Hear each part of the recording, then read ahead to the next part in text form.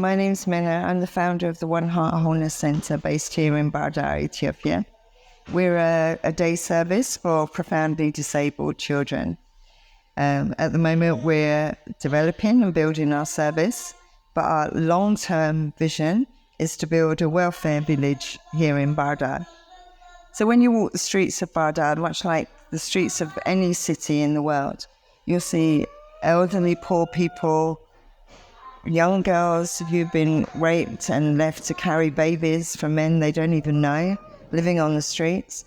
They come in from the countryside, they end up getting pregnant, and all their dreams and their hopes are destroyed.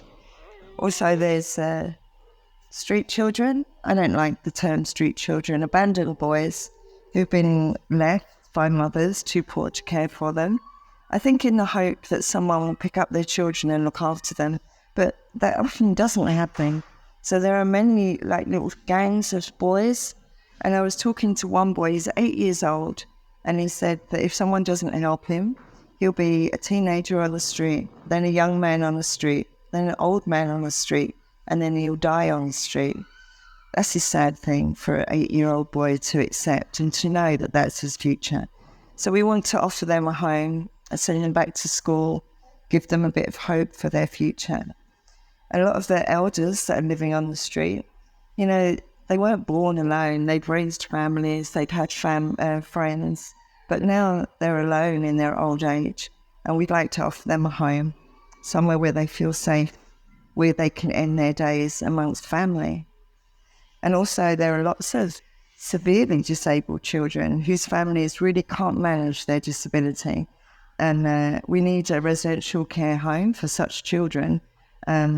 These guys all have families who look after them, but there are families whose children's disability far extends their capacity, especially if they're poor.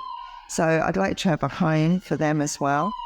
And I kind of see that in the evening, the old people and street boys and the young girls, their children and the disabled children would all eat together and socialise together and create a family in the village. And I'd like to think that this village will be the first of many.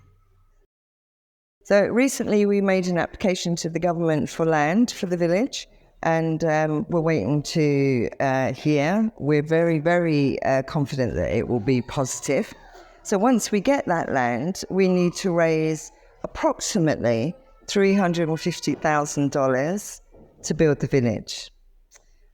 So we will be very grateful for any donations that you can make to our GoFundMe link.